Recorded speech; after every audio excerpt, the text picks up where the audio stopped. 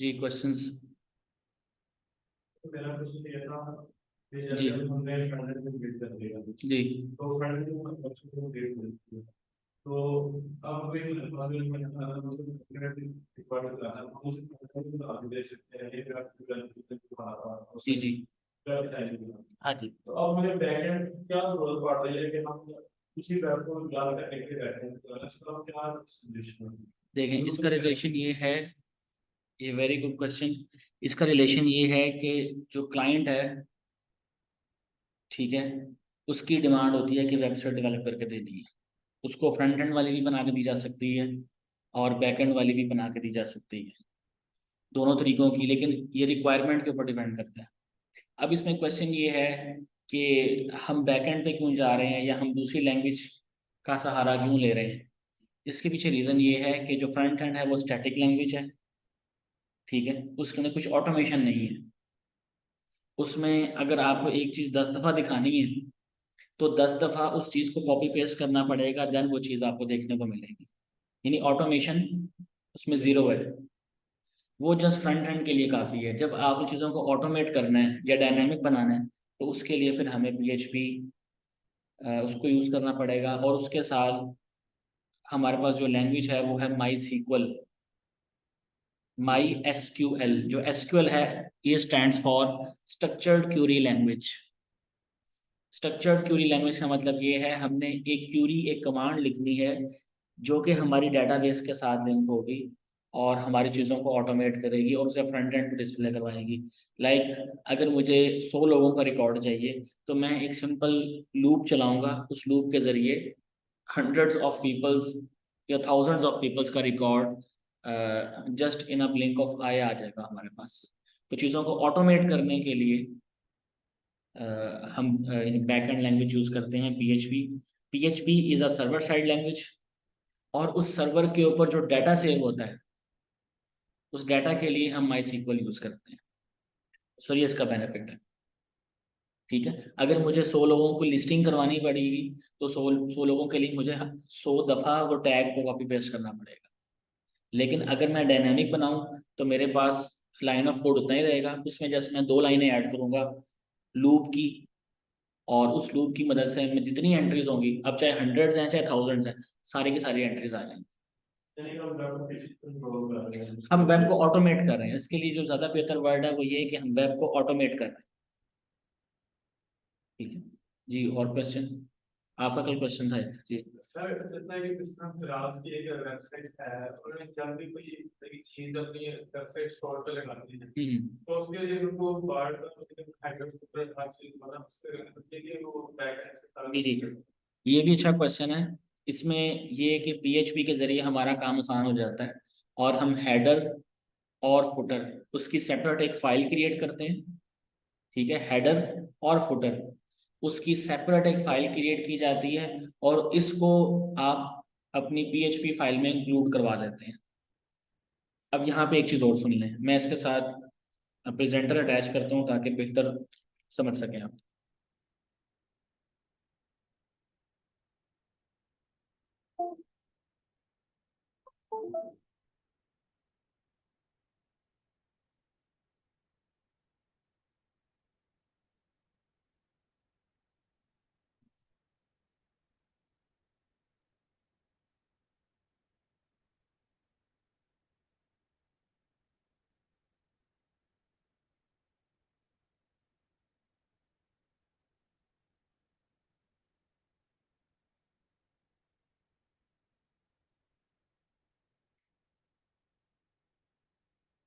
अच्छा ये देखिएगा, यहाँ पे मेरे पास है HTML, ये लैंग्वेज है, ठीक है। इसका काम है कि इसने फ्रंट एंड को सपोर्ट करना है, ठीक है। यहाँ मेरे पास है PHP, और PHP क्या है, ये है मेरे पास सर्वर साइड लैंग्वेज, ठीक है। इसको सपोर्ट करती है SQL, जिसको हम आमतौर पर कहते हैं माई SQL। And SQL stands for structured Curie language. ये हम एक क्यूरी लिखते हैं, एक क्यूरी एक कमांड लिखते हैं, और वो कमांड क्या काम करती है, वो जो आपकी डेटाबेस बनी होती है यहाँ पे,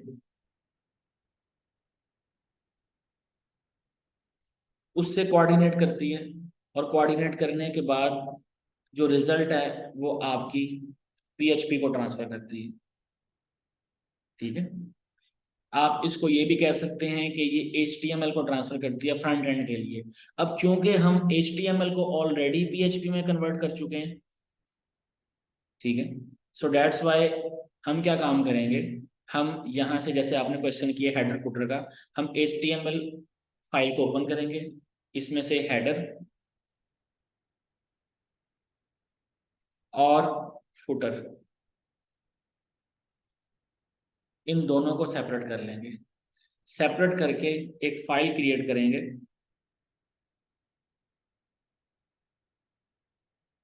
एक फाइल क्रिएट करेंगे यहाँ पे, और उसका नाम रखेंगे हेडर डॉट पीएचपी, और इसका नाम रखेंगे फुटर डॉट पीएचपी। और जो हेडर फुटर में जितनी चीजें होंगी ना, यानी हेडर का जो टैग है और फुटर का जो पूरा टैग है, वो पूरा का पूरा टैग, अगर हेडर का टैग स्टार्ट हो रहा है हेडर से, तो हेडर का टैग जहां क्लोज हो रहा है वो पूरा का पूरा टैग आप हेडर डॉट पीएचपी में पेस्ट कर देंगे, और फुटर डॉट पीएचपी के अंदर फुटर वाला कोड पेस्ट हो जाएगा। अब क्या काम करेंगे, अब आप जो यहाँ पे खाली जगह रह गई, हेडर की जगह पे हेडर की खाली जगह है, और फुटर की जगह पे फुटर की खाली जगह है, वहां पे आप पीएचपी का एक वन लाइन का फंक्शन है इंक्लूड करने का, वो आप यूज करेंगे, और उसकी मदद से आप वो फाइल को कॉल करवा लेंगे। That's it. वो स्पेस आप रिमूव कर रहे हैं, क्योंकि हम HTML में स्पेस तो लिखते नहीं है, या हम PHP में स्पेस तो लिखते नहीं है, तो हम HTML को जब PHP में कन्वर्ट कर रहे होंगे तो हमारी फाइल का नाम बनेगा होम। यहाँ पे अगर आपका होम डॉट HTML था, तो यहाँ बनेगा होम डॉट PHP या इंडेक्स डॉट PHP।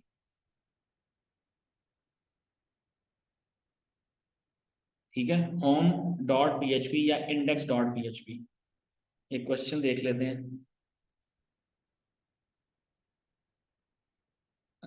हसीब का क्वेश्चन है, it works like external CSS। External CSS sort of external CSS ही जैसे हम यूज करते हैं, ये वैसे ही काम करेगा, लेकिन इसको लिखने का अंदाज फर्क है। लेकिन ये हम हेड में कॉल नहीं करेंगे, ये कॉल हमारा बॉडी में हो रहा है, क्योंकि बॉडी के अंदर हेडर लगा हुआ है। जो CSS का पाथ है, CSS का पाथ हम हेड में देते हैं, बॉडी में नहीं देते। जबकि इसके अंदर जो PHP का पाथ है, वो हम कहाँ देंगे, बॉडी के अंदर देंगे, जहां पे हमारा नैव बार लगा हुआ है, जहां पे हमारा हेडर लगा हुआ है, जहां पे हमारा ऊपर टॉप मेन्यू लगा हुआ है। इस तरह फुटर के लिए भी यही काम करेंगे। जी समझ आ गए। अच्छा, अब यहाँ तक आपका क्वेश्चन क्या था। अब उसमें हमारे पास ये आता है कि हेडर में अगर मैंने कोई चीज़ ऐड करनी है, हेडर में वो ऐड करूंगा। अब अगर मेरे पास 20 पेजेस बने हुए हैं ना HTML के या PHP के, मैंने कन्वर्ट कर लिया उसको, तो 20 पेजेस के अंदर मैं वो हेडर और फुटर की फाइल को इंक्लूड करवा लूंगा। जब मैं उन फाइल्स को इंक्लूड करवा लूंगा, तो हेडर में अगर मैं किसी एक जगह चेंज करता हूँ तो पूरी वेबसाइट पे रिफ्लेक्ट हो जाएगा। इस तरह फुटर में अगर मैं कोई एक चीज़ चेंज करता हूँ तो पूरी वेबसाइट पे चेंज हो जाएगी। जी। सर अगर हम ये PHP बैकएंड इसका सारा बना लिया, उसके बाद अगर हम इसको बाहर के कुछ और कर देंगे जो बैकएंड, एक वैसी बात है जो बैकएंड सपोर्ट नहीं कर रहा, उसके लिए हम दोबारा से कोडिंग करके दोबारा चीजें ऐड करो। नहीं, ये तो पॉसिबल ही नहीं है कि कोड वर्क ना करे। नहीं, तो देखिए हमने सारी वेबसाइट बना ली, जी जी उसके बाद हमने चीजें और ऐड कर दी, जी जी जी। तो उसके लिए PHP का बैकएंड जाके ऐड करेंगे कि हम कोड में जाके कोडिंग में जाके दोबारा से करेंगे। अच्छा, हम उसके उसी कोड में चेंज करेंगे। अच्छा, यहाँ पे दो तरह की चेंज होती है, एक होती है फंक्शनल चेंज और एक होती है UI चेंज। UI चेंज तो आपको पता है बूटस्ट्रैप वगैरह से हम कंट्रोल कर लेते हैं, यानी बूटस्ट्रैप या कोई भी हम थीम वगैरह यूज करके उससे कंट्रोल कर लेते हैं। लेकिन जो फंक्शनल चेंज है उसके लिए आपको कोड लिखना पड़ता है। उसी वेबसाइट में कोड लिखेंगे। जैसे एक पेज खुला है, उस पेज के अंदर टीचर्स आ रहे हैं, तो टीचर्स के अंदर साथ उनका सेक्शन भी आता रहे कि इन्होंने किस साल से ज्वाइन किया है, ठीक है, इनका मेल एड्रेस क्या है, इनका फ़ोन नंबर क्या है, इन्होंने कौन कौन से क्लास को पढ़ाना है। अब ये वो चीज़ें हैं कि जो कि नहीं हम ऐड कर रहे हैं टीचर्स के सेक्शन के अंदर। तो जब इस तरह का सिनेरियो बनेगा, तो ऑब्वियसली उसमें हमें उसी फाइल में कोड करना पड़ेगा, और ये काम बहुत सिंपल है। जब हम टीचर का नाम डाटाबेस से फैच कर सकते हैं, तो हम हर चीज कर सकते हैं। अच्छा, यहाँ पे अब मेरा जो क्वेश्चन है या जो यानी मतलब मेरा आंसर है वो कंप्लीट नहीं हुआ। मेरा आंसर अभी ये है कि हमने डेटाबेस की बात की, ये हमारे पास डीबी है। मैं डीबी जब भी बोलूँ तो आपने समझ जाना है कि डेटाबेस, ये उसकी शॉर्ट फॉर्म है dB. DB is a set of multiple tables. Database is a set of multiple tables जिसमें डाटा स्टोर होता है in the form of rose and columns. मैं दोबारा रिपीट कर दूं, DB is a set of one or more tables in which data can be stored in the form of rows and columns. रोज और columns की form में data save होता है, और वो जिस तरीके से सेव होता है उस तरीके को अभी हम कुछ टाइम के बाद देखने वाले हैं। अच्छा, ये डाटाबेस समझ आ गई। अब जी, हमने सारे बना दिया निकल शुरू करते हैं। मैं इसके अंदर कुछ देखिए, हमने कार्ड एक बिल्कुल सिंपल सी बनाई है। और मैं कुछ दिनों बाद कहता है कि ये इसके अंदर जो एक पूरे कार्ड का जिसमें फॉर्म बनाया फ्रंट एंड जी जी, वो हमें बाद में कहता है कि चलो हम दूसरे की उसके बाद बनाने के बाद वो कहता है कि अब हमने जो से नीचे जितनी लाइन वगैरह सिंपल फॉर्म में वो काट करके सिर्फ एक लाइन, तो तब वो लेकिन बोर्ड करना पड़ेगा कि PHP की वो है। नहीं नहीं, असल में PHP वहां पे काम करेगी जहां पे आपने ऑटोमेट करना होगा। PHP का हरगिज मतलब ये नहीं है कि मैं HTML पूरी की पूरी HTML को PHP में कन्वर्ट कर रहा हूँ। मैं दोबारा रिपीट करता हूँ, जैसे आपने ICT ट्रेनिंग की वेबसाइट में देखा, वहां पे कोर्सेज का आपको कार्ड नजर आ रहा है, कोर्सेज के कार्ड। अब पूरी वेबसाइट या पूरे पेज के अंदर जो कोर्सेज वाला कार्ड है ये ऑटोमेट है। तो इन शॉर्ट मुझे सिर्फ उतने हिस्से को PHP में कन्वर्ट करना पड़ेगा जिसने डाटाबेस से कोऑर्डिनेशन करके, यानी कोऑर्डिनेशन करनी है, और एट द एंड उसने मुझे रिजल्ट निकाल के देना है फ्रॉम डाटाबेस। ये है, इसमें हरगिज जरूरी नहीं है कि आप पूरी की पूरी वेबसाइट HTML वेबसाइट को PHP में कन्वर्ट करें, इसकी आपको जरूरत नहीं है। यू जस्ट नीड कि आपने क्या काम करना है, आप HTML के टैग्स भी वैसे रहने देंगे, हर चीज वैसे का वैसे ही रहेगा। सिर्फ जिस टैग को आपने ऑटोमेट करना है, जब हम स्टेप बाय स्टेप चलेंगे तो फिर आपको चीज समझ आ जाएगी। अभी जस्ट आप ग्राउंड अपनी क्लियर करें कि हमने ये करना है कि HTML साइट को, जैसे जिसका नाम लिखा हुआ है index.html या home.php, सॉरी home.html, इसको हमने फाइल का नाम कन्वर्ट करके PHP में लेके जाना है। That's all. अभी के लिए बस आप इतना समझ लें, जब हम बाद में कन्वर्जन करेंगे तो आपको सारी समझ आ जाएगी कि हम कैसे इसमें कौन कौन सा डिव लेंगे, कैसे कॉपी पेस्ट करेंगे, कौन सी फाइल के अंदर कैसे क्रिएट होगा, हेडर फुटर कहाँ पे कॉल होंगे, वो सब चीज़ें सेकेंडरी हैं। अभी के लिए बस आप ये समझ लें कि हम HTML फाइल को ही लेंगे, कोई एडिशनल लैंग्वेज उसमें ऐड नहीं करनी। HTML फाइल की जो एक्सटेंशन है .html, उसकी जगह पे हम .php लिख देंगे। That's it. और अंदर जिस डिव को हमने ऑटोमेट करना होगा उसके ऊपर PHP कोड अप्लाई करेंगे। इतना सा अभी ये 2 लाइन अभी अपने जहन में रख लें। अच्छा, अब आप आगे आ जाएं। बैकएंड के लिए हमें एनवायरनमेंट सेटअप करने की जरूरत है, ठीक है। और आपको पता है कि PHP हो या MySQL हो,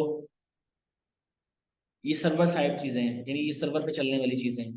तो उसके लिए हमें सर्वर चाहिए होगा, तो हम एक सॉफ्टवेयर इंस्टॉल करेंगे, उसका लिंक मैं आप लोगों को ग्रुप में भेज दूंगा, उसका नाम है XAMPP। ये आपने नेट से डाउनलोड नहीं करना, जो लिंक मैं आपको फॉरवर्ड करूंगा ना, आपने उसी लिंक से डाउनलोड करना है। ये खुद से नेट से डाउनलोड नहीं करना। मैं ग्रुप के अंदर सेंड कर दूंगा लिंक जी। उसमें फर्क ये होगा कि उसके अंदर, उस सर्वर के अंदर कंपेटेबिलिटी इश्यूज नहीं आएंगे आपको। जो नेट से आप डाउनलोड करेंगे वो मे बी किसी और वेबसाइट से मिले या अपाचे की ही वेबसाइट से मिले।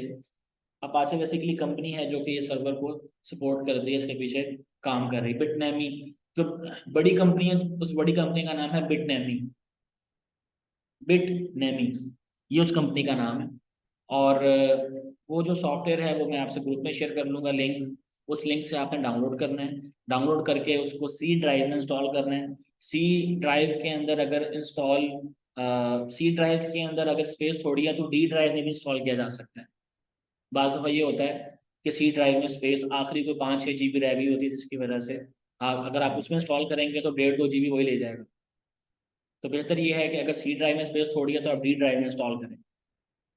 अच्छा, हमें जैम्प चाहिए होगा। जैम्प एक ऐसा सॉफ्टवेयर है जो कि हमारी इस मशीन को वर्चुअल सर्वर में कन्वर्ट करता है।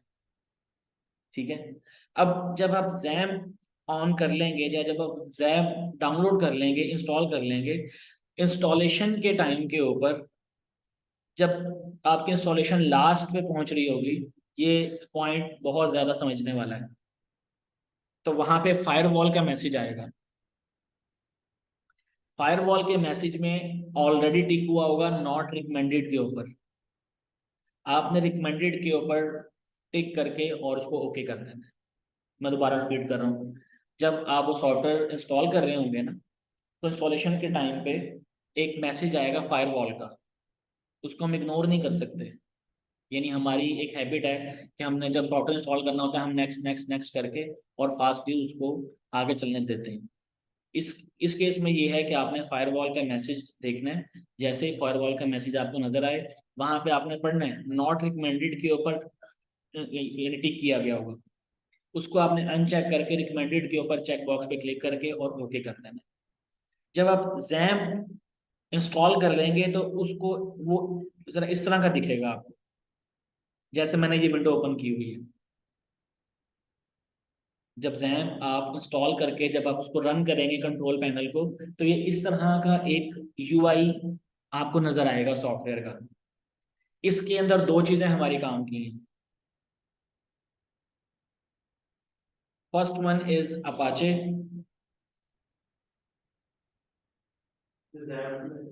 जी जी, Apache. And second is MySQL. ये अगर आप सामने देखें तो आपको नजर आ जाएगा अपाचे एंड माई सीक्वल। अपाचे क्या चीज़ है, माई सीक्वल क्या चीज़ है, और इसके साथ हमने करना क्या है। अपाचे बेसिकली वो सर्विस है सॉफ्टवेयर के अंदर जो कि हमारी मशीन को एक सर्वर में कन्वर्ट करती है। अपाचे वो सर्विस है इस सॉफ्टवेयर के अंदर जो कि हमारी मशीन को वर्चुअल सर्वर में कन्वर्ट करती है। क्लियर है। और माई सीक्वल वो सर्विस है जो आपको इस सर्वर के अंदर डेटाबेसेस को बनाने में हेल्प करती है। अब देखा ना, हम दो बातें करते आए हुए हैं कि जी हमें पीएचपी चाहिए और माई सीक्वल चाहिए। तो पीएचपी क्या है, सर्वर साइड लैंग्वेज है। तो सर्वर को बिल्ड करने के लिए, सर्वर का एनवायरनमेंट क्रिएट करने के लिए हमें अपाचे चाहिए होगा, अपाचे की सर्विस चाहिए होगी। हमने इसमें अपाचे में कोड नहीं लिखना कुछ भी। We just click on start, we just click on MySQL start. यहाँ से आपने अपाचे की सर्विस को स्टार्ट कर देना है, वहां से माई सीक्वल की सर्विस को स्टार्ट कर देना है। और जी, ये माई सीक्वल आपकी डेटाबेस है जहाँ पे टीचर्स का डाटा, स्टूडेंट्स का डाटा या डेटाबेस स्टोर करने के लिए जो पूरा एनवायरनमेंट है उसको हम माई सीक्वल कहते हैं। अच्छा, एक स्टूडेंट का मैसेज था कि ऑटोमेशन को दोबारा एक्सप्लेन कर दें। अच्छा, ऑटोमेशन का मतलब ये है कि डायनामिक बना देना। जैसे कि अगर कोई स्टूडेंट का रिकॉर्ड आता है तो मुझे कोड में जाके चेंज ना करना पड़े, मैं जस्ट अपने वेब पेज को रिफ्रेश करूं तो मेरे पास न्यू डाटा सेव हो जाए या लोड हो जाए। जैसे दराज है, दराज वाले क्या करते हैं, पीछे से जो इनका एडमिन पैनल है या जो पीछे से इनका सीएमएस सिस्टम है, वहां से प्रोडक्ट्स लोड करते हैं और जो फ्रंट एंड यूजर वेबसाइट है वहां पे नई प्रोडक्ट्स लोड हो जाती हैं। This is called automation.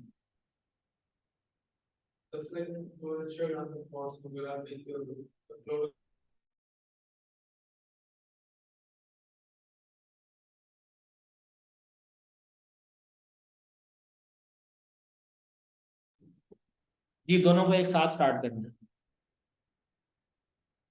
ठीक है, आप पहले अपाचे सर बेसिकली उसके बाद माई सीक्वल स्टार्ट करें। ठीक सर है, नई नई चीजें ऐड करने के लिए है ये ऑटोमेशन। सॉरी।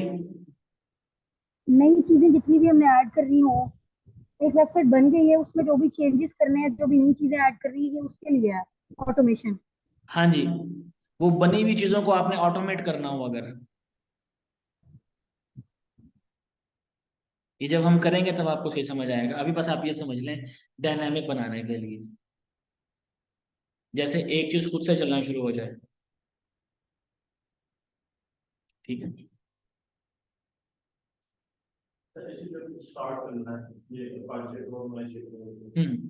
तो ये यहाँ तो स्टार्ट कर देना है, इससे पहले वीडियो स्टूडियो कोड का नहीं नहीं, कुछ भी नहीं, मैंने अभी आपके सामने विजुअल स्टूडियो कोड की बात ही नहीं की। ये स्टार्ट का काम देखिए मेरे सामने, मैं आपको बताता हूँ। ये आपको अपाचे नजर आ रहा है, इधर माई सीक्वल नजर आ रहा है। You just click on start, start, that's it. अब मेरे पास में डाटा बेसिस बहुत ज़्यादा बनी हुई है, जिसकी वजह से शायद थोड़ा सा टाइम लगेगा स्टार्ट होने में। बट आपके पास में कोई डाटा बेस नहीं बनी होगी ऑलरेडी, तो आपके पास यानी विद इन सेकेंड लोड हो जाएगा। अब माई सीक्वल क्योंकि डाटा बेसिस मेरे पास बहुत ज़्यादा बनी हुई है इस सिस्टम के अंदर, तो ये पोर्ट लेने में टाइम लेगा। आपने उस वक्त तक वेट करना है जब तक ये PID एक्सेस नहीं कर लेता और जब तक पोर्ट एक्सेस नहीं कर लेता। पोर्ट का मतलब ये है कि आपके लैपटॉप में किस पोर्ट के ऊपर रन हो रही है चीज़। लैपटॉप में ये होता है कि सर्विसेज रन होती हैं पोर्ट्स के ऊपर। पोर्ट से मुराद ये है, जैसे आपके मल्टीपल रास्ते होते हैं कि जी ये रास्ता सपोज M2 मोटरवे पे जाता है, ये M3 पे, M4 पे, M5 पे। जो M4 वाला रास्ता है वो M4 की जगहों पे जाने, उनके शहरों पे जाने के लिए मखसूस है। वो M2 के जरिए नहीं जा सकते, आप बहुत लंबा पड़ेगा।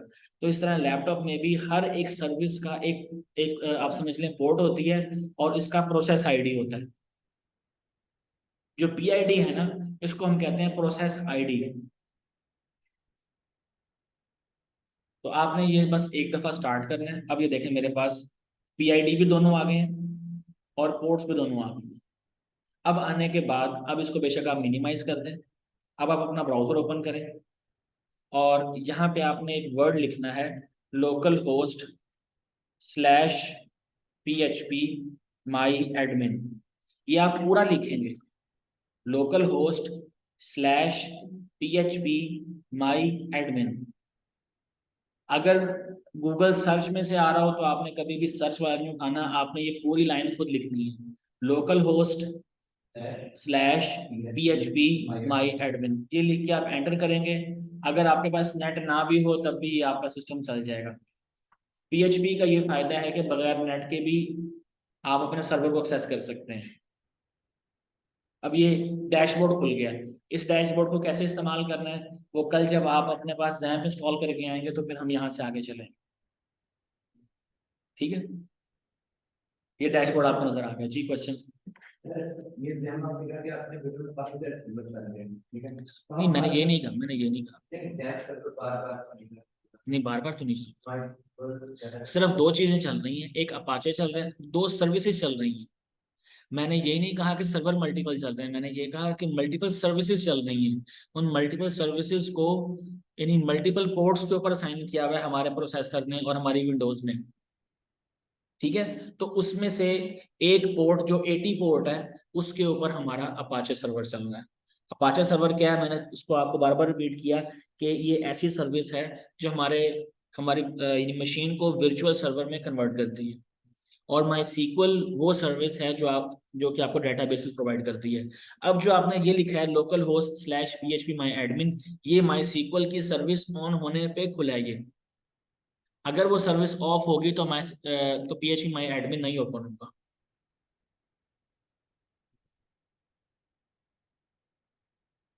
अभी भी कोई कंफ्यूजन है तो आप पूछ सकते हैं, लेकिन इसमें हम एक एक कॉन्सेप्ट सीख के जाएंगे।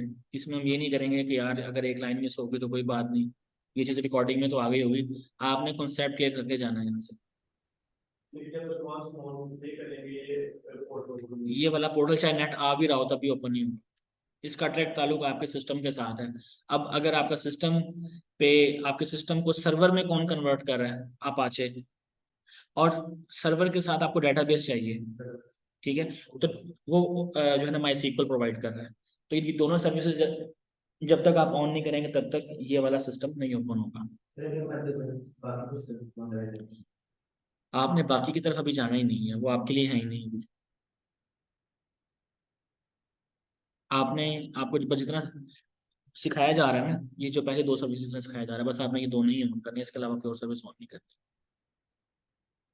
ये फाइलज़िला क्या है, ये मर्क्यूरी, टॉमकैट क्या है, ये भी आप समझ लें कि सॉफ्टवेयर्स हैं, इनके ज़रिए फाइल ट्रांसफ़र होती है। ठीक है, जब आप बड़े प्रोजेक्ट्स पे काम करते हैं जिसके अंदर क्लाउड के ऊपर अगर कोई फाइल शेयरिंग होनी हो या मल्टी शेयरिंग करनी हो, तो उसके लिए फिर आपको इस तरह के सॉफ्टवेयर की ज़रूरत पड़ती है। अभी आपके समझने की चीज़ नहीं है। तो जिस वजह से ये दो बातें आपने समझाई, बस दो तक ही अभी तक, दो दो तक ही रहे।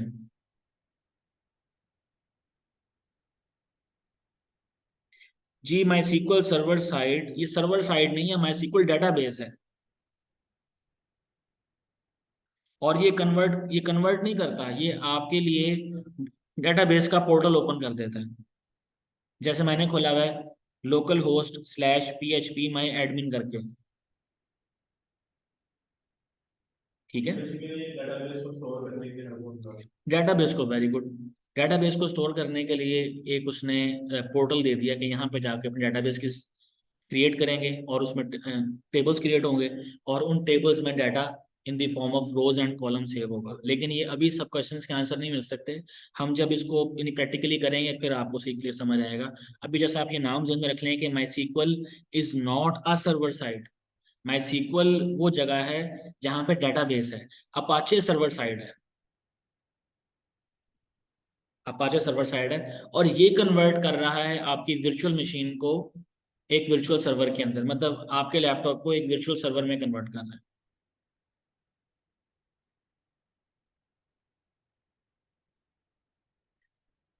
डेटाबेसेस आपकी रियल टाइम स्पेस एक्वायर करेंगी, वर्चुअल स्पेस एक्वायर नहीं करेंगी, ये रियल टाइम स्पेस एक्वायर करेंगी क्योंकि इनकी माई सीक्वल की फाइल बनती है। ठीक है, जो माई सीक्वल होती है उसकी, जैसे आप HTML की फाइल देखते हैं, उसकी फाइल की एक्सटेंशन होती है .html, इस तरह PHP की एक्सटेंशन होती है .php, CSS की होती है .css, जावास्क्रिप्ट की होती है .js। इस तरह जो माई सीक्वल की होती है वो होती है .sql, वो फाइल का जो उसका एक्सटेंशन है वो .sql में होती है। और क्वेश्चन कोई यहाँ तक क्लियर है?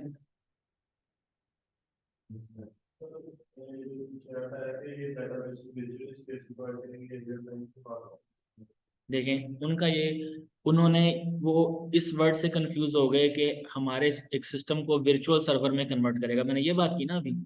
वो ये चीज़ समझ रहे हैं कि शायद वर्चुअल सर्वर से कन्वर्ट करने का मतलब ये है कि डाटा बेसिस भी वर्चुअली क्रिएट होंगी, जबकि ये ऐसा नहीं है, ये फिजिकली आपके सिस्टम में सेव हो रही होंगी।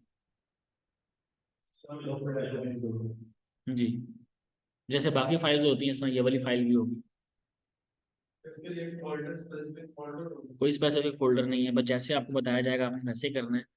जहाँ पे ये फाइल क्रिएट की जा रही है लोकल होस्ट स्लैश PHP माई एडमिन, इसी को खोलनी है यहाँ पे, यहीं पे रहेगी फाइल, यहीं पे शो होगी, आपको पीछे भी नजर नहीं आएगी।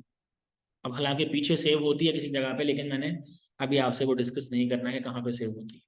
अभी बस हम इस डैशबोर्ड तक रहेंगे, जब हम इसको बेहतर तरीके से समझ लेंगे देन हम आगे जाएंगे। एक मिनट, इट मीन्स कि जो डाटा हमारे रियल टाइम सर्वर पे सेव होना था वो अभी हमारे अपने लैपटॉप में सेव होगा। यस जी, ट्रू। जो डाटा रियल टाइम सर्वर पे जाना था वो अभी अभी के लिए हमारे इन वर्चुअल सर्वर के अंदर सेव होगा। जी, आपका क्वेश्चन। लैपटॉप ऑफ करने से पहले ये दोनों सर्विसेज को आप स्टॉप करेंगे ऐसे करके। अगर जिस स्टूडेंट ने ऑफ ना किया तो उसका माइट भी पॉसिबल जैम क्रैश कर सकता है। समटाइम्स ये भी होता है कि आप फोर्सफुली पावर ऑफ कर देते हैं या आपके लैपटॉप की यानी बैटरी जैसे अचानक शट डाउन हो जाती है, तो वो तो ऐसी प्रॉब्लम नहीं है। लेकिन अगर आप इस पर डायरेक्ट क्लोज किया, आपने यहाँ से क्रॉस किया और डायरेक्ट लैपटॉप को शट डाउन कर दिया, तो माइट भी पॉसिबल कि आपका जैम क्रैश कर सकता है, फिर आपको नए सिरे से दोबारा से जैम इंस्टॉल करना पड़ेगा। ये भी बाज़ दफ़ा हो जाता है। So to be on safe side, आप सबसे पहले इन दो सर्विसेज को स्टॉप करेंगे, ऊपर से क्रॉस करेंगे, देन अपने लैपटॉप को रिस्टार्ट या शट डाउन कर सकते हैं। जब आप नेक्स्ट डे से स्टार्ट करेंगे देन अगेन यही वाली सर्विस ओपन करेंगे कंट्रोल पैनल जैम का, और उसमें अपाचे और माई सीक्वल की सर्विसेज को स्टार्ट कर देंगे, देन अगेन आप अपने डेटाबेसेस को और अपने प्रोजेक्ट को यूज कर सकते हैं। नहीं, कुछ भी ज़ाया नहीं होगा। जो चीज़ भी क्रिएट की होगी आपने, वो यहाँ से कहीं ज़ाया नहीं जाएगी जब तक कि आप खुद डिलीट ना करें, वो सेव रहेगी। अगर हम ऑन करके इसकी 24 फोर्थ में सेटल कर दें, अगर हम ये ऑन करके स्टार्ट करके अगर हम ये फोर्थ से डिसेबल कर दें, मतलब कि तरह कुछ कमांड की वो ये इस तरह के बटन किससे सबसे बिल्कुल जो भी ऐप बिल्कुल नहीं देखिए बैटरी ना तब पहले तो बिल्कुल कॉस्ट ऑफ ले फिर भी क्रैश कर दिएगा। इस तरह की चीज़ों से बचेंगे हम। अगर आप इस तरह की कमांड यूज़ करते हैं तो ऑब्वियसली वो जो कमांड या जो वो सॉफ्टवेयर चलता है वो आपकी प्रोसेस आईडी को किल करता है। जब प्रोसेस आईडी किल कर रहा होता है तो उसके अगेंस्ट आपका प्रोसेस पड़ा होता है, वो किल होता है तो आपकी एप्लीकेशन क्रैश हो जाती है। ठीक है।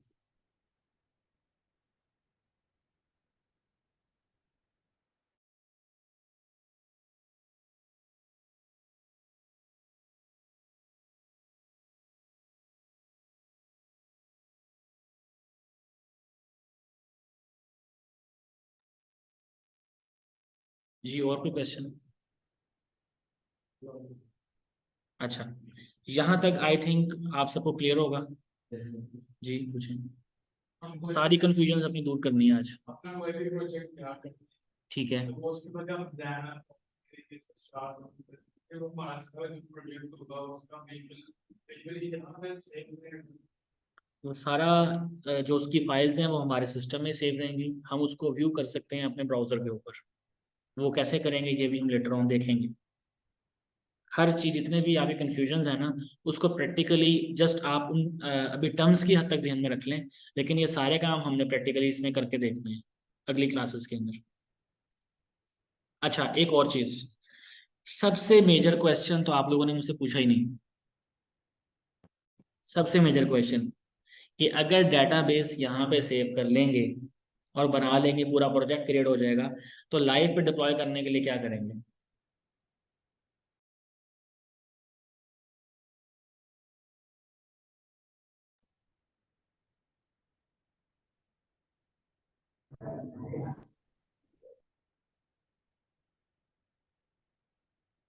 जी क्या कह रहे थे आप?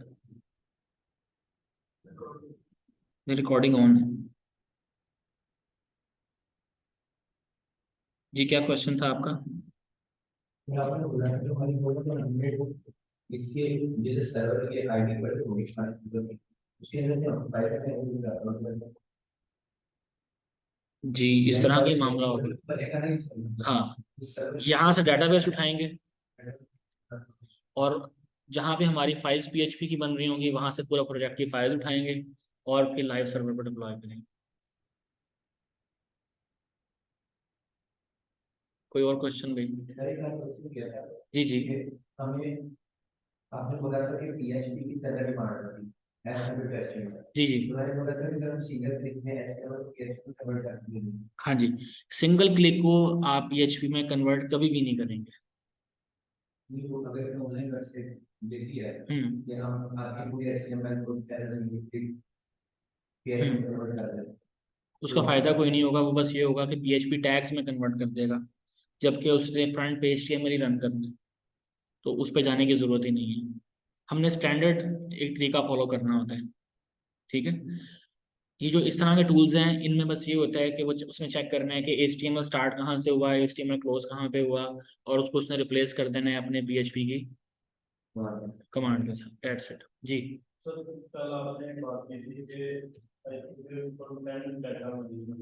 CMS, content management system. जी आपने कहा था जैसे आपने एग्जांपल दी तो उसमें आपने मतलब उसके क्लाइंट से लीक होने को अगर मैं सीएमएस में अपना उसकी ऐसे ही वो उसमें क्या चीज है जो उसमें नहीं है। बहुत अच्छा क्वेश्चन है। देखें, जब भी इस तरह की वेबसाइट बनती है तो वेबसाइट आप क्लाइंट से पूछते हैं कि डायनामिक वेबसाइट चाहिए।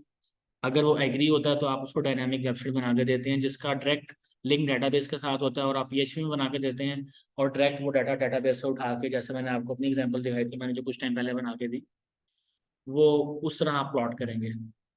बट अगर क्लाइंट कहता है कि मुझे इसको पीछे से एडमिन पैनल से चेंज भी करना है, तो उसके लिए जो वेबसाइट बनती है उसे हम कहते हैं CMS system, content management system. उसका फायदा ये होता है कि वो एक और एडमिन डैशबोर्ड की वेबसाइट बनती है। उस एडमिन डैशबोर्ड के अंदर क्या होता है कि वहां से अगर मैं कोई पोस्ट ऐड कर रहा हूँ तो पोस्ट मेरी वहां पे आ जाएगी। अगर मैंने कोई वहां पे कोई लाइन कोई टाइटल ऐड किया, किसी चीज का टाइटल आ जाएगा। मैंने डिस्क्रिप्शन ऐड किया, डिस्क्रिप्शन आ जाएगी। मतलब each and everything can be customisable from admin panel. तो उसे हम कहते हैं CMS या कंटेंट मैनेजमेंट सिस्टम, और इसकी प्राइस डबल होती है, शायद डबल से थोड़ी ज्यादा होती है जी। और सब देखिए PHP में हम उसे मैनेज कर रहे हैं ये लेकिन PHP देखे ना, अब ये जो एडमिन पैनल नजर आ रहा है आपको, ये जो ये मतलब जो आपको ये पूरा स्ट्रक्चर नजर आ रहा है डाटा इसका, ये नजर आ रहा है। अब ये आप सब लोगों को हाथ में नहीं दे सकते, या किसी लेमैन को नहीं दे सकते कि भाई आप इसे कंट्रोल करें और आप इसको चलाएं। CMS के अंदर हम उसको सेपरेट एक लॉगिन बना के दे देंगे कि यार आपका ये लॉगिन है, इस लॉगिन से सिस्टम लॉगिन हो जाएगा और आप इस सिस्टम में एंटर होके ये फलां फलां चीजें हैं जो कि आप कंट्रोल कर सकते हैं बस। अच्छा जी, एक मैसेज भी है वो भी देख लेते हैं जी। आजकल हर वेबसाइट डायनेमिक बनती है और हर वेबसाइट का CMS रेडी होता है, ठीक है। ऑलमोस्ट 75% हर वेबसाइट डायनेमिक होती है और हर वेबसाइट का CMS बनता है जी। बट ये पर्सन टू पर्सन वेरी करता है। बाज़ लोग कहते हैं कि यार हमें स्ट्रेट फॉरवर्ड सिर्फ वेबसाइट ही चाहिए, तो फिर आप उसे PHP में कन्वर्ट करेंगे, डेटाबेस क्रिएट करेंगे और जो चीज़ों को ऑटोमेट करवा देंगे। तो ये मैंने टैब अभी रीलोड नहीं ना की। अगर मैं टैब को रीलोड कर दूंगा तो फिर प्रॉब्लम आ जाएगी। जैसे कि मैंने टैब को यहाँ पे अब देखें रीलोड किया, अब इसने कह देना पेज नॉट फाउंड या site can not be reached, ठीक है। बट जैसे ही मैं XAMPP सर्वर ऑन करूंगा, अब वो देखें क्रोम पीछे से टैब रीलोड कर रही है। जब तक उसे MySQL नहीं मिलेगा वो टैब रीलोड नहीं करेगी। अब उसको दोनों सर्विसेज हमारी रन हो रही हैं, तो इसके ऊपर आप देख सकते हैं कि हमारी डेटाबेस ओपन हो गई या MySQL। इसको हम एडमिन पैनल भी कह देते हैं, इसको PHP माई एडमिन भी कह देते हैं और MySQL डैशबोर्ड भी कह देते हैं। इसके चारों नाम हैं, तो जौन सा नाम आपको बेहतर लगता है आप यूज़ कर सकते हैं जी। जैसे ही ब्लॉगिंग वेबसाइट्स हैं और पोर्टफोलियो वेबसाइट, जैसे पोर्टफोलियो वेबसाइट है वहाँ पे आप पीछे अपना एक्सपीरियंस चेंज करते हैं तो फ्रंट एंड वेबसाइट पे एक्सपीरियंस चेंज हो जाता है। आप वहाँ पे अपनी कुछ एंट्रीज करते हैं कि जी ये सर्टिफिकेशन है मेरे पास, ये मेरी एजुकेशन है, ये मेरा कैरियर बैकग्राउंड है। जो जो चीज़ें आप एंटर करेंगे वो सारा डाटा डाटाबेस में सेव हो रहा होगा, और सेव होने के बाद जो यूज़र एंड की वेबसाइट है उसको शो हो रहा होगा।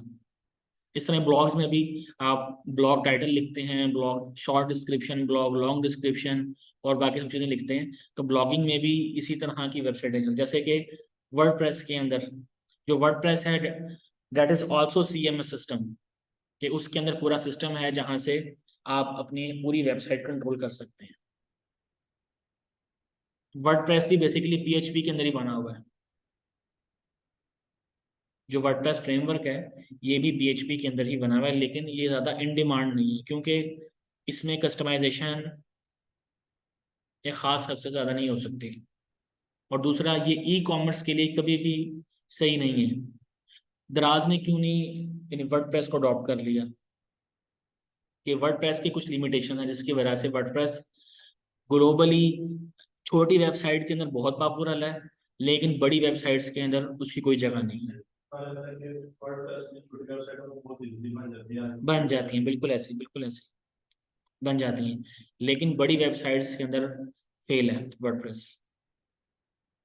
उसकी भी सबसे बड़ी रीज़न ये है कि वर्डप्रेस के अंदर यूज़र्स को सर्व करने की कैपेबिलिटी नहीं है। लाइक एक टाइम के अंदर अगर 10 लाख बंदे उस वेबसाइट को विजिट कर रहे हैं तो वर्डप्रेस क्रैश कर जाएगा, वहाँ पे फ्लो हो जाएगा बहुत ज़्यादा। मेरे पास लास्ट में ये क्वेश्चन आ रहा है कि आप HTML यूज करें तो वर्डप्रेस में क्यों बना सकते?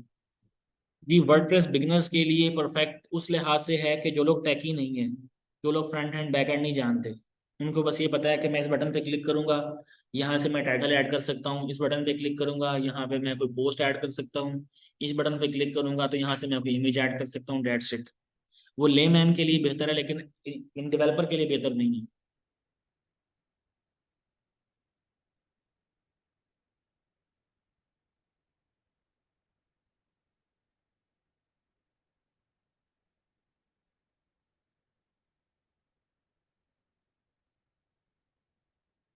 जी कोई और क्वेश्चन? वर्डप्रेस के कस्टमाइजेशन का सामने वर्डप्रेस में कस्टमाइजेशन क्या मतलब? कस्टमाइजेशन यहाँ तक ही हो सकती है कि आप उसकी CSS चेंज कर लें, कंटेनर की हाइट विड्थ चेंज कर लें, अंदर का कंटेंट चेंज कर लें, बस यहीं तक ही है। उसके बारे में मैं कोई कमेंट नहीं करता, वो जब तक आपको डीप डाउन नहीं जाएंगे तब तक मैं उसके बारे में कमेंट नहीं करता।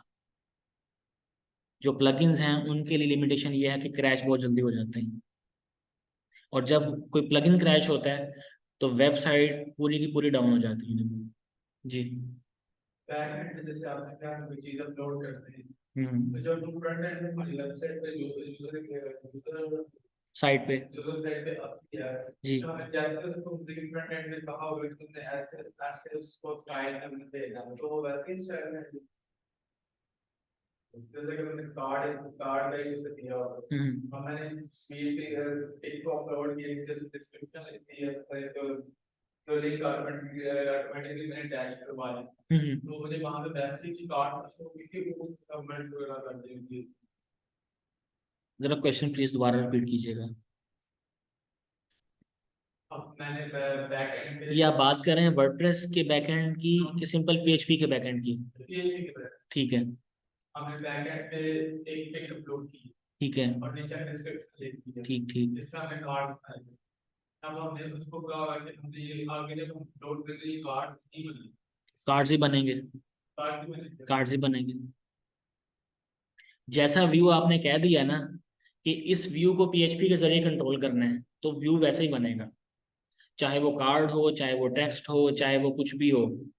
जिस डिव को आपने ऑटोमेट करना है ना, जिस भी डिव को ऑटोमेट करना है उस डिव के ऊपर PHP कोड अप्लाई होगा बस।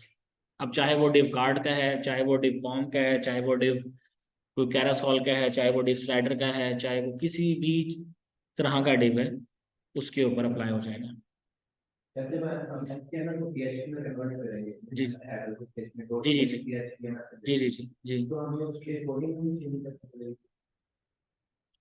ये थोड़ा सा कोड में भी चेंज करना पड़ेगा, लेकिन बहुत ज़्यादा नहीं, बहुत स्लाइटली सा चेंज करना पड़ेगा, शायद 4-5%। जस्ट कन्वर्जन के लिहाज से बता रहा हूँ, कन्वर्जन के लिहाज से बता रहा हूँ। ये इंशाल्लाह अगली क्लास के अंदर हम यही काम करने वाले हैं, मोस्ट प्रॉब्ली अगली क्लास में तो नहीं, अगली कल वाली क्लास के अंदर हमने जैम को डिस्कस करना है, और जैम के अंदर डेटाबेस कैसे क्रिएट होती है वो कल हम डिस्कस करेंगे। और अगला जो वीक है उसमें थर्सडे की क्लास के अंदर आपकी असाइनमेंट चेक होनी है, जो फाइनल प्रोजेक्ट था आपकी फ्रंट एंड का, और जो बाकी 2 क्लासेज हैं उन क्लासेस के अंदर हमें MySQL डेटाबेसेस ही पढ़नी है। उससे जो नेक्स्ट वीक आएगा उसके अंदर फिर हम PHP कन्वर्जन्स पे बैठेंगे। अच्छा जी, एक और मैसेज है, वर्डप्रेस की अगर कस्टमाइजेशन करनी हो तो उससे बेहतर है कि बूटस्ट्रैप पर बना लें वेबसाइट। अगर वर्डप्रेस की कस्टमाइजेशन करनी तो उसके लिए फिर आपको PHP के अंदर प्रो होना पड़ेगा, क्योंकि वर्डप्रेस की कस्टमाइजेशन वर्डप्रेस के पीछे PHP वर्क कर रही है, कोर PHP। तो जब तक आप कोर PHP के अंदर प्रो नहीं है तब तक वर्डप्रेस की कस्टमाइजेशन नहीं हो सकती। तो वर्डप्रेस को अपने टॉपिक से बिल्कुल सेपरेट रखें, हमारा उससे कोई लिंक नहीं है। वर्डप्रेस एक बहुत लो लेवल की चीज़ है, हम उससे बहुत एक हाई एंड की चीज़ पढ़ने लगे हैं। और दूसरा, वर्डप्रेस सिक्योर भी नहीं है। उसके पीछे रीज़न ये है कि जब प्लगइन्स क्रैश करते हैं तो साइट सस्टेन नहीं कर पाती, पूरी साइट ही क्रैश हो जाती है। तो उसमें कुछ इस तरह का हो ना कि प्लगइन्स अगर क्रैश करें तो साइट कम से कम चलती रहे, वो आपको वार्निंग दे दे, मैसेज दे दे, कुछ तरह का काम कर दे। क्योंकि जो मेन प्लगइन है वो असल में, जैसे स्लाइडर हमने ऐड किया, अब स्लाइडर खुद से नहीं है, मैंने WP स्लाइडर के नाम से कोई प्लगइन ऐड किया जिसने स्लाइडर को शो कर दिया। अब कल को वो स्लाइडर अगर एक्सपायर होता है या उसकी सब्सक्रिप्शन खत्म होती है या कुछ भी कोई प्रॉब्लम, कोई बग आता है उस प्लगइन के अंदर, तो वो जो बग है वो बग हम तो नहीं सॉल्व कर सकते उसको, हमें क्योंकि PHP में जाना पड़ेगा। वो प्लगइन भी PHP के अंदर ही बना हुआ है। जैसे मैंने आपको कहा था कि कुछ जावास्क्रिप्ट के प्लगइन्स होते हैं जिसके जरिए आपकी वेबसाइट के ऊपर कुछ बबल्स या कुछ पार्टिकल्स मूव होते नजर आते हैं, वो प्लगइन्स के जरिए होता है। तो वर्डप्रेस बेसिकली उस प्लगइन को कंट्रोल कर रहा है, लेकिन वो प्लगइन खुद से पीछे से किसी और जगह से कंट्रोल हो रहा है, उसका कंट्रोल हमारे पास नहीं है। इसकी वजह से वेबसाइटें डाउनग्रेड हो जाती हैं। जी और क्वेश्चन कोई? इस पूरे केस स्टडी के अंदर कोई एक पॉइंट भी ऐसा हो जो कि समझ ना आया हो तो हम दोबारा डिस्कस कर लेते हैं। क्लियर है जी? ऑनलाइन स्टूडेंट्स के लिए कोई क्वेश्चन हो? नहीं सर, समझ आ गई है।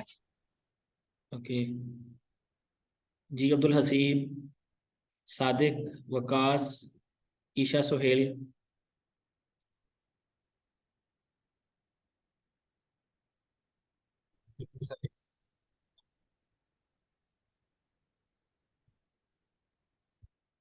मैं ग्रुप के अंदर फॉरवर्ड करूंगा लिंक, उस लिंक से आप डाउनलोड कर दीजिएगा और मेक श्योर कीजिएगा कि सी ड्राइव में अगर स्पेस ज़्यादा है तो सी में कर लीजिएगा, वरना डी ड्राइव में इंस्टॉल कर लीजिएगा। और जब आप इंस्टॉल कर रहे हो, देख के यस यस के ऊपर नेक्स्ट नेक्स्ट पे देख के क्लिक करना है। जहाँ फायरवॉल का मैसेज आए वहाँ पे नॉट रिकमेंडेड को अनचेक करना है, और रिकमेंडेड को चेक बॉक्स पे क्लिक करके देन ओके के बटन प्रेस करना है। ठीक है जी, मैं लिंक फॉरवर्ड कर दूंगा ना ग्रुप पे, आराम से डाउनलोड हो जाएगा।